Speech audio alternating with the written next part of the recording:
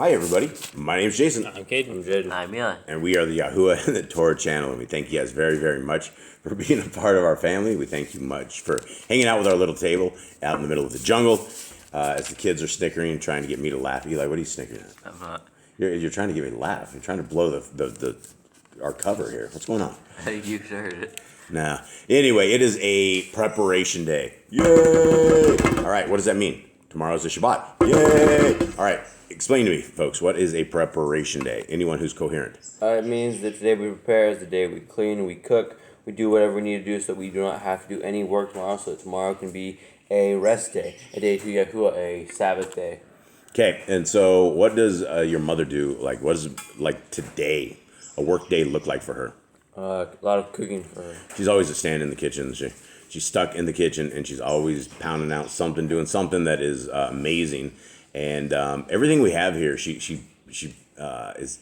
not quite organic. We can't find a lot of organic stuff down here, but it's all fresh. It's all made. So if you want a loaf of bread, she just pulls out the flour and makes us this. And so this is what a Shabbat is. And you can make meals like what we call crock pot meals. You can prep it today, put it all together, and then just plug it in, and it's sitting on warm throughout Shabbat. And by the time you guys are ready to eat, it is really, really good. You can do that for breakfast. You can do that for lunch and dinner and things of that nature. And so that's what we are doing today, is prepping that so that we are ready for Shabbat, so that we can take the day off tomorrow and just kind of chill with our Creator, chill with our family, chill with all of you guys. We do a live reading at 11 o'clock our time, which is, I don't know what it is in the U.S., but it is something of that sort.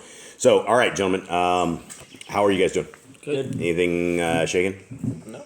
Nothing exciting going on.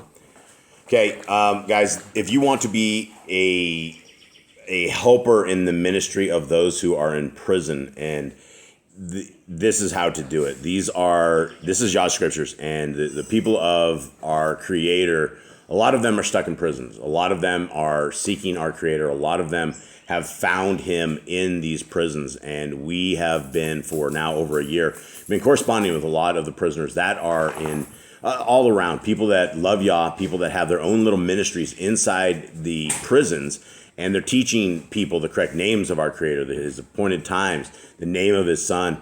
And there's just a tremendous amount of good that is happening in the prisons, and there's no better place than to put your vision and your hope and love on the prisoners who are there.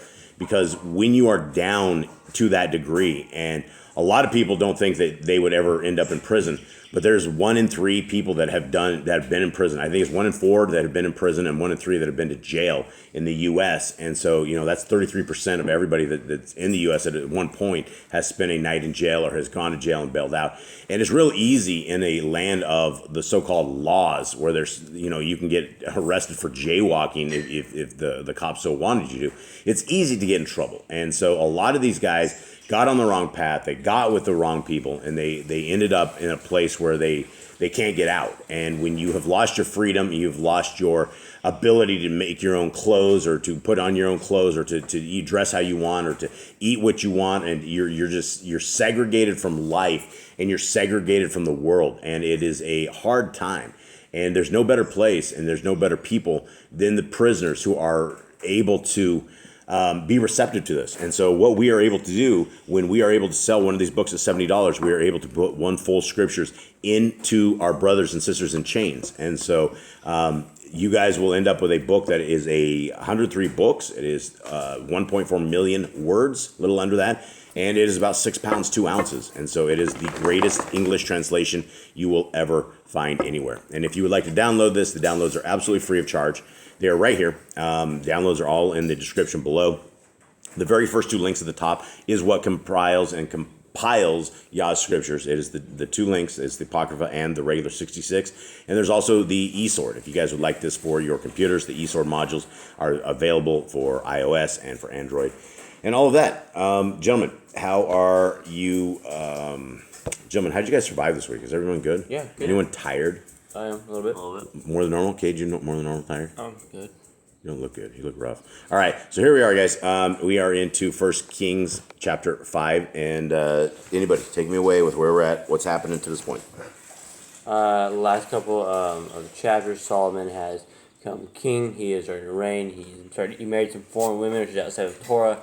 Seems like some people are doing sacrifices on high places. Solomon seems to be already letting people go astray early into his reign, and he killed the people who his father David told him to kill, and he went and we got wisdom from Yahuwah, but he still seems to be doing foolish things. And I believe we're on chapter 4. Are we in chapter 4? Yeah, I don't remember 4. No, we talked about all the food yesterday. Please don't make me do chapter 4 again, dude. There was so much food. It wasn't so much food, it was so many names. Yep. The names were a killer. Yeah, no, we're definitely on 5. All right, so here we are. You don't remember that? All the names of all the people? Okay, I see it now. Yeah. Okay, here we are. And Kiram, sovereign of Zor, sent his servants to Shlomo because he heard that they had anointed him sovereign in place of his father. For Kiram had always loved David. And Shlomo sent to Kiram, saying, "You know my father David was unable to build a house for the name of Yahuwah, his Elohim, because of the battles which were all around him, until Yahuwah put them under the soles of his feet. But now, Yahuwah, my Elohim, has given me rest all around. There is neither adversary nor evil incident. And see, I intend to build a house for the name of Yahuwah, my Elohim.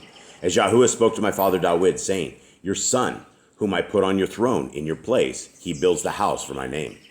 And now, command that they cut down cedars for me from Lebanon, and let my servants be with your servants, and let me pay you wages for your servants according to whatever you say. For you know there is none among us who knows to cut the timber like the Zidonians."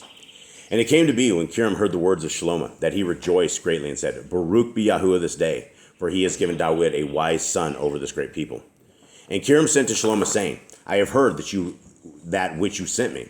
Let me do all you desire concerning the cedar and cypress logs. Let my servants bring them down from Lebanon to the sea. Then I put them in rafts by sea to the place you direct me, and I shall spread them out. Then you shall take them up, while you do my desire by giving food for my household." So, do you guys think rafts? What do you guys make of the rafts? What do you think? It's just these are giant trees, right? These cypress trees. We're talking monstrous trees. These cedars and cypress trees are huge. These things are just monstrous. It'd take many dudes to move them around. We didn't have trucks like we do nowadays. So they floated over the ocean. Is this where? This is where they dumped it down the river. There's a river. These guys were higher up in the river, and they cut them, and they dropped them down, and they floated them all the way down, and the people of Yisrael grabbed them out of the sea, and then they started moving them up to wherever this was going to be built. But anyway, I just find it interesting, the rafts. I don't know what exactly that would look like, but they obviously had it figured out. And they could have probably just dumped the trees in the water, and the trees would have floated down the river as well. You always see all the old shows with the guys like Robin Hood, the people that jump on the trees and they're fighting on the tree log. Remember that? Mm-hmm. Spinning around. That would be something I can imagine. Okay, 10. And Kiram gave Shlomo cedar and cypress logs, all his desire. So there's a tremendous amount of wealth that just came from Kiram into the kingdom of Yisrael. And Shlomo gave Kiram 20,000 cores of wheat as food for his household, and 20 cores of pressed oil. Thus Shlomo gave to Kiram year by year. Okay, what was a core, Eli? 50 pounds. 50 pounds. 50 gallons. 50 gallons, right, 50 gallons. So he ended up with 50 gallons, 20,000 cores. So that's a tremendous amount. I'm not going to do that, but that's a lot of wheat. So they were basically supplying a tremendous amount of food up to those guys. Yeah, and I just did it. What verse are we on? You're on, I believe, 16? Is it 16? No, you're on... Okay, where are we at, buddy? I'm on the wrong one. No paying attention? I'm on 5. Hold on. Slow it down. Sorry, guys. Okay, no, we're on 12, sorry. 12, and Eli has no scriptures here, so he keeps breaking the Torah of the household because I don't know how many times I've told him on video that he should get his scriptures, but he just keeps drilling it. Okay, any excuse for this, Eli? I'm petting my dog. You're petting your dog. I'm petting the other dog on the other side, and I still got mine. Okay, 12. And Yahuwah gave Shlomo wisdom, as he promised him, and there was peace between Kiram and Shlomo, and the two of them made a covenant. And sovereign Shlomo raised up compulsory labor out of all Yisrael, and the compulsory labor was 30,000 men. So that's a lot of fellas, because somebody has to pay them labor, right? These dudes are not 30,000 dudes don't just work for free, but they are working for money, and so Shlomo's rich. He had enough money to do just about anything, it seems. Okay, 14. And he sent them to Lebanon, 10,000 a month by courses. They were 1 month in Lebanon, 2 months at home. And Adoniram was over the compulsory labor. Is this the country of Lebanon? Yeah, I think this is the country of Lebanon. So he was sending. There's 30,000 of these cutter dudes, right? And he was sending them 10,000 per month, and then they had 2 months off. And so these guys were up there just cutting wood or moving it or doing some like massive labor stuff. I don't think they were cutting it because I think that like those guys up top were cutting it, and these guys were just moving it. It's just a lot of logs. 15. And Shlomo had 70,000 bearing burdens and 80,000 hewing in the mountains.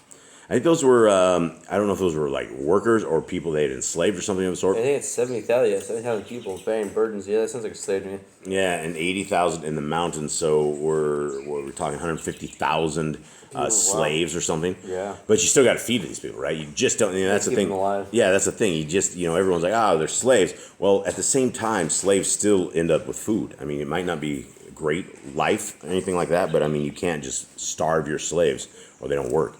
Okay, so he had 80,000 hewing in the mountains, besides 3,300 from the chiefs of Shlomo's deputies who were over the work, those ruling over the people who labored in the work. And the sovereign commanded, and they brought large stones, precious stones, to lay the foundation of the house with hewn stones. And Shlomo's builders, and Hiram's builders, and the men of Gibel hewed and prepared timber and stones to build the house.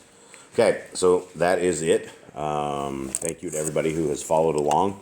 Jaden, thank you for this. Cade, appreciate this when you did. Eli, it's good to have you at the table.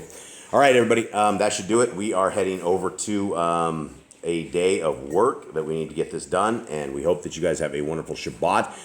For those who do not know what our family is about, we're the people who believe that the laws, statutes, and commandments that are found in the first 5 books of Scriptures are good for all days, for all generations, for all times. And that is what we'll be discussing tomorrow at 11 o'clock. We're rereading the law, statutes, and commandments of our Creator, and they are wonderful. And we hope to see you guys there. Much love to everybody, and we are out. All right, shalom.